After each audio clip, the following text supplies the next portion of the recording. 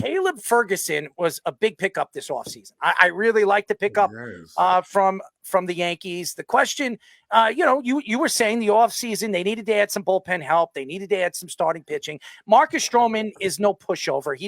The second half of the season with the Cubs, he looked like he was an all-star in the first half, and I think he was pitching too many innings. I think the Yankees came out and said, if he could pitch 5.5 innings this year, that will be good for him.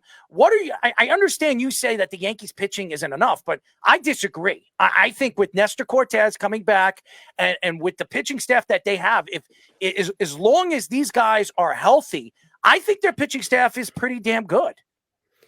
There's a ceiling there. I mean, they do have potential. Carlos Rodon was an all-star with the San Francisco Giants and the Chicago White Sox.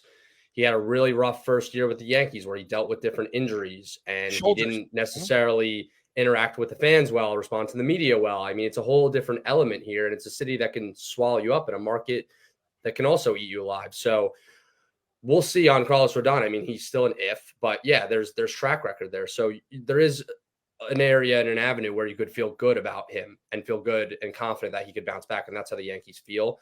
Marcus Stroman's a pitcher who's been very consistent his whole career. Mm-hmm. He was an all-star last year in the first half, and then he got injured. Yep. And they moved him between the rotation and the bullpen. I do feel like Marcus Stroman, as long as he's healthy and pitches a full season, he'll be a good option for the Yankees. He doesn't pitch deep into games, and the Yankees didn't really strengthen their bullpen enough, so that might be a problem.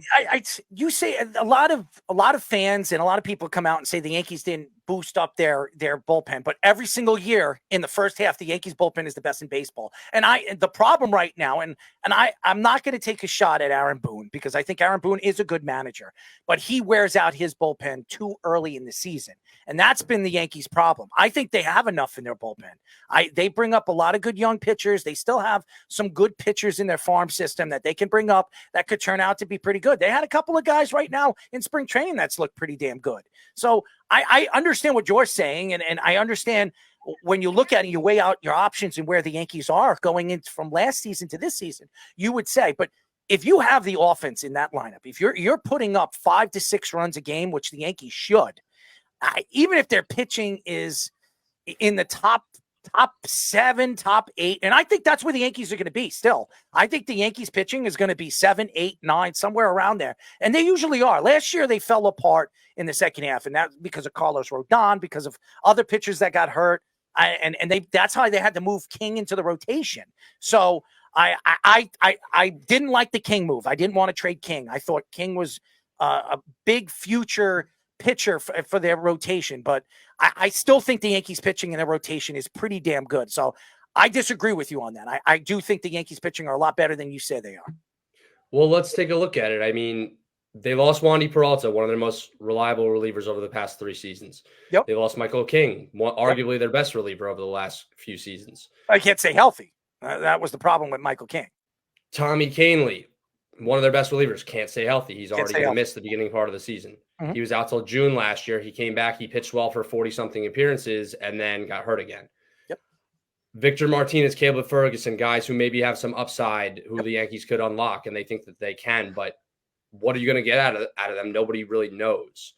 Clay Holmes is a guy who's run out of gas at times and maybe would be better suited in an 8th inning role, and that's the way I view him, but the Yankees obviously don't. Mm-hmm. So they're also relying on Jonathan Loaisiga, who can't stay healthy. He's had a great season. He's had some okay success, can't stay healthy, and you don't know what you're going to get out of him. So there's just a lot of question marks, and there's no guarantee that the Yankees offense is putting up 5 and 6 runs every night. But that's every team. That's every team, Pat. That's every team that there's a lot of questions. You're going to tell me that going into the season, yes, the Braves are fully loaded. You're going to tell me if they lose their closer, they lose their 8th inning guy, you think that they're just going to blow past everybody if they have problems over there? I disagree. I mean, again, you're looking at apples and oranges. You don't know what's going to happen when the season starts.